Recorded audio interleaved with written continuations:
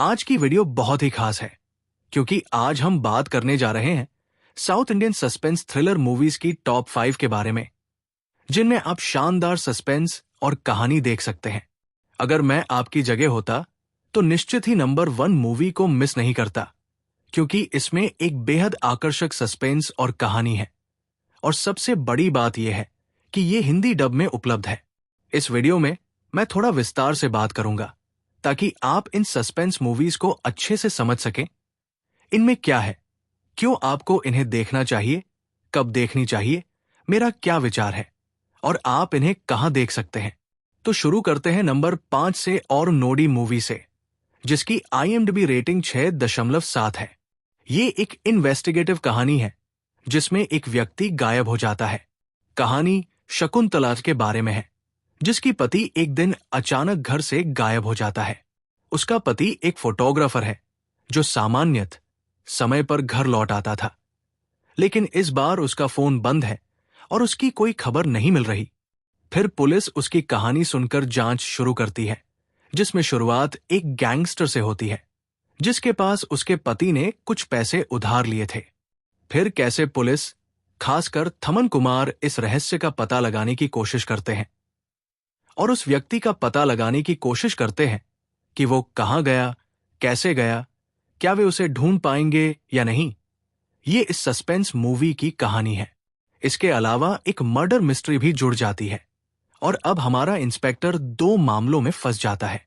ये movie suspense के साथ शॉकिंग कंटेंट दिखाने की कोशिश करती है, जिसमें एक मिस्ट्री केस और एक मर्डर मिस्ट्री भी जोड़ी गई है। लेकिन ज्यादा इन्वॉल्व करने की कोशिश करने की वजह से कहीं न कहीं कहानी की रफ्तार टूट जाती है, जिससे आपको ज्यादा डिटेल फॉलो करने की जरूरत पड़ती है और बाद में कहानी कुछ हद तक अनुमान हो जाती है। इसके कारण कुछ दर्शकों के लिए इसके सस्पेंस के ट्विस्ट और टर्न शॉकिंग नहीं लग सकते। हालांकि कुछ सकारात्मक पहलू भी हैं, जैसे तकनीकी दृष्टि से मूवी अच्छी है, लेकिन एग्जीक्यूशन थोड़ा कमजोर था। उन्हें अधिक ध्यान से बिल्डअप पर काम करना चाहिए था। तो क्या आपको ये मूवी देखनी चाहिए? ये मूवी ऐसी नहीं है कि ये सबसे बेहतरीन हो, लेकिन ऐसा भी नहीं है कि इसे बिल्कुल नहीं देखना चाहिए। सरल शब्दों में कहें तो, अगर आपके पास समय है और आप एक सस्पेंस मूवी ढूंढ रहे हैं जिसमें एक इन्वेस्टिगेटिव कहानी हो जो आपको एक्साइट नहीं करे, लेकिन फिर भी आपको इंटरेस्टेड रखे और आपका समय अच्छे से पास कर दे, तो आप ये मूवी देख सकते हैं। ये कार्तिक नारायण के निर्देशन में बनी एक फिल्म है, जिन्होंने D16 जैसी माइंड बेंडिंग सस्पेंस फिल्मों का निर्देशन किया है, जिसे आपको जरूर देखना चाहिए।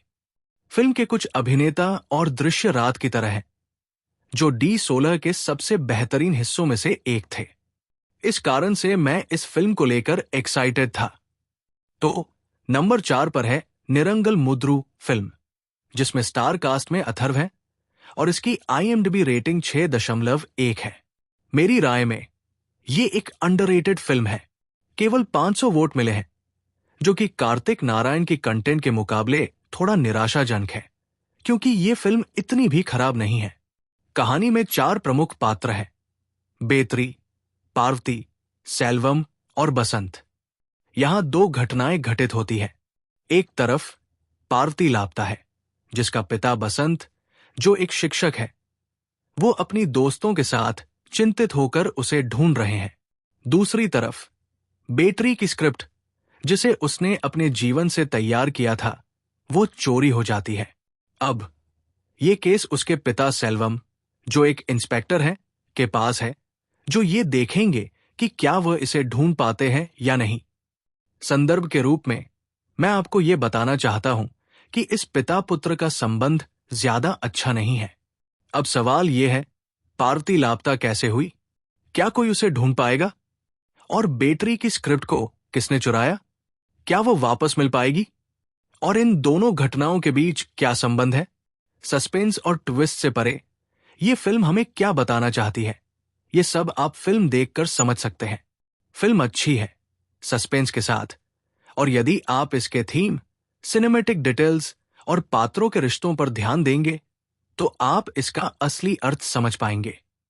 और मैं ये भी नहीं कहूंगा कि ये बहुत अच्छी फिल्म है, लेकिन एक समय पर मैंने भी महसूस किया कि ये थोड़ा ज्यादा ड्रामाटिक हो गया है।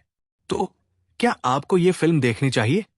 मैं कहूंगा कार्तिक नारायण की क्राफ्ट पर ध्यान देते हुए ये एक एवरेज फिल्म है, लेकिन इसमें अपनी कुछ सकारात्मक बातें भी हैं जिन्हें आप फिल्म में देख सकते हैं।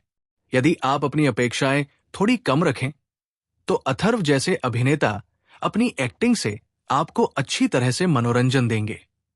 बाकी सस्पेंस ठीक है, पहला भाग काफी दिलचस्प था और दूसरा भाग भी अच्छा था, आप इसे देख सकते हैं।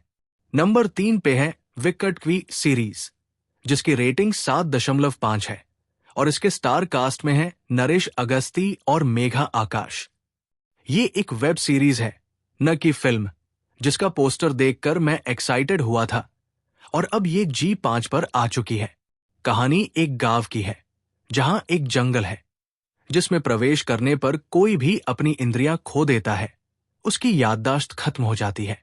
आमतौर पर गांव में रहने वाले लोग इस जंगल से बचते हैं क्योंकि उनका मानना है कि इस जंगल में एक शाप है जो किसी पुराने अतीत से जुड़ा हुआ है। कहानी में हमारे हीरो अगस्ती है जो एक शार्प माइंडेड डिटेक्टिव है जो बहुत जल्दी पुलिस को केस सुलझाने में मदद करता है, लेकिन उसकी अपनी परेशानियां भी हैं, जैसे कि उसकी मां बीमार है जिनका इलाज कराने के लिए पैसे चाहिए। इसी बीच एक केस आता है जो उसे उस जंगल का रहस्य जानने और उसकी जांच करने के लिए भेजता है। तो उस जंगल में आखिर क्या है? क्या अगस्ती इस रहस्य को सुलझा पाएगा? ये सीरीज की मुख्य कहानी है जिसके कुल 6 एपिसोड है। इस सीरीज के बारे में मिश्रित राय है। शो की कहानी अच्छी है, लेकिन प्रोडक्शन क्वालिटी उतनी अच्छी नहीं है और कुछ ऐसा महसूस होता है कि ये एक फिल्म थी जिसे सीरीज के रूप में बदल दिया गया है, जिसके कारण कई बार आपको बोरियत का एहसास हो सकता है। अगस्ती को होम्स बनाने की कोशिश की गई है जो डिडक्शन का उपयोग करता है और वो ठीक है। शुरुआत में कहानी काफी रोचक थी, दृश्य और थ्रिल से ऐसा लग रहा था कि हम कुछ शानदार देखेंगे, लेकिन छठे एपिसोड के बाद वो उत्तेजना थोड़ा कम हो जाती है। तो क्या आपको इसे इतना समय देना चाहिए?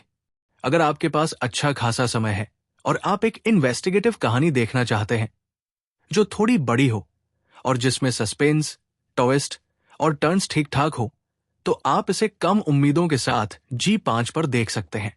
नंबर 2 पर है उल्लू झोंकी मूवी, जिसकी IMDb रेटिंग 7.6 है। मैं नहीं चाहता कि आप इस मूवी को केवल एक सस्पेंस मूवी के तौर पर देखें, क्योंकि इस उम्मीद के साथ आप इस मूवी का असली मतलब समझ नहीं पाएंगे। इसमें कोई शक नहीं कि मूवी में सस्पेंस है और ये अंत तक टेंशन बनाए रखती है, लेकिन ये मूवी अपने सस्पेंस से हटकर आपको और भी कुछ दिखाना चाहती है, जिसकी वजह से ये एक मस्ट वॉच मूवी बनती है। मूवी की इमोशनल गहराई और एक्टर्स की एक्टिंग देखकर आप उनके फैन हो जाएंगे। मैं कहानी को थोड़ा विस्तार से बताऊंगा ताकि आप मूवी की इमोशनल गहराई को बेहतर तरीके से समझ सकें। कहानी में 2 मुख्य किरदार हैं। पहला है पार्वती, जो राजीव से प्यार करती थी, जो एक हिंदू था, लेकिन उसके परिवार ने उसकी शादी एक क्रिश्चियन फैमिली में कर दी। ट्विस्ट यह है कि उसके पति को ट्यूमर है। दूसरा किरदार है उर्वशी, जिसके बेटे से पार्वती की शादी हुई थी। मूवी का टोन यह है कि उनके परिवार में सिर्फ दुख ही दुख है। एक तरफ पार्वती एक नया घर चाहती है ताकि वो राजीव से मिल सके, दूसरी तरफ उर्वशी चाहती है कि उसका परिवार फिर से खुशहाल हो जाए। इसी बीच उनके साथ एक घटना होती है जिसके 2 अलग अलग परिणाम निकलते हैं। ये घटना उनके जीवन में एक बड़ी और नई समस्या खड़ी करती है। वे दोनों इस समस्या का कैसे सामना करते हैं, यही मूवी की बाकी कहानी है। ट्रस्ट मी, इस मूवी में दोनों एक्टर्स की परफॉर्मेंस आपको उनका फैन बना देगी। इस घटना के बाद कई चौंकाने वाले राज सामने आते हैं जो ऐसे ड्रामेटिक मोमेंट्स पैदा करते हैं जहां कभी आपकी सहानुभूति एक पक्ष के साथ होगी तो कभी दूसरे पक्ष के साथ। तो क्या ये मूवी आपको देखनी चाहिए? हां, बिल्कुल, लेकिन इसे सिर्फ एक मर्डर मिस्ट्री के तौर पर न देखें।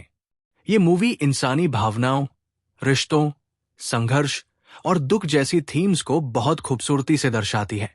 ये मूवी जरूर देखने लायक है। नंबर 1 पर है सूक्ष्मदर्शिनी मूवी, जिसकी IMDb रेटिंग 8.1 है। ये एक मास्ट वॉच मूवी है जो सभी को फैन बना रही है और सस्पेंस फैंस को बहुत ज्यादा पसंद आएगी। लेकिन इस मूवी को ये सोचकर मत देखना कि शुरुआत से ही आपको एक मर्डर मिस्ट्री देखने को मिलेगी। मूवी में सस्पेंस और ट्विस्ट तो है, लेकिन ये थोड़ा अलग और यूनिक अंदाज में पेश की गई है। मूवी का पहला भाग यानी इंट्रो पार्ट इतना प्यारा और आकर्षक है कि आपको बहुत अच्छा लगेगा। इस दौरान धीरे धीरे सभी पड़ोसियों से परिचय कराया जाता है। हालांकि अभी तक कहानी में कोई बड़ा ट्विस्ट नहीं आता, बस हमारा मुख्य किरदार मैनुअल कुछ रहस्यमय हरकतें करता रहता है, जिन्हें देखकर समझना मुश्किल हो जाता है कि वो क्या चाहता है। वो अपने ही घर में आग क्यों लगाता है, अपनी बीमार मां को ऐसे ही क्यों छोड़ देता है। मूवी इस बात का ध्यान रखती है कि कोई बड़ा ट्विस्ट न होते हुए भी दर्शकों को कहानी से जोड़े रखा जाए। अब आते हैं वजीर जोसेफ के किरदार पर। वो शुरुआत से ही अपने रहस्यमय व्यवहार से सवाल खड़े करते हैं। वो सबके साथ इतना अच्छा क्यों है और अपने साथ इतना अजीब क्यों? वो सबकी जासूसी क्यों करता है? उसका अंतिम मकसद क्या है? मैनुअल के साथ साथ मूवी प्रिया के किरदार को भी ध्यान में रखती है। प्रिया, जिसकी डिटेक्टिव स्किल और इन्वेस्टिगेटिव माइंड साफ दिखाई देता है। छोटी छोटी घटनाओं और उसके एक्शन के जरिए दिखाया जाता है कि वो इन्वेस्टिगेशन में कितनी माहिर है। और प्रिया ही एकमात्र ऐसा किरदार है जो मैनुअल की हरकतों पर शक करती है। वो सोचती है, आखिर मैनुअल आधी रात को कर क्या रहा है? कहानी के बारे में ज्यादा बताकर आपका मजा खराब नहीं करना चाहूंगा। बस इतना कहूंगा कि ये मूवी एक ऐसे इंसान की कहानी है जो अपने घर और पड़ोसियों के साथ कुछ रहस्यमय हरकतें करता है। आखिर वो ऐसा क्यों करता है? उसका मकसद क्या है? और क्या कोई उसे रोक पाएगा? इन सवालों के जवाब जानने के लिए आपको मूवी देखनी होगी। वजीर जोसेफ और नजरिया नाजिम की एक्टिंग वाकई में शानदार है। ये मूवी अपनी बेहतरीन राइटिंग और टेंशन मेंटेन करने की कला से आपको शुरुआत से ही बांध कर रखती है। तो अगर आप एक एंगेजिंग और सस्पेंसफुल मूवी देखना चाहते हैं तो इसे जरूर देखें।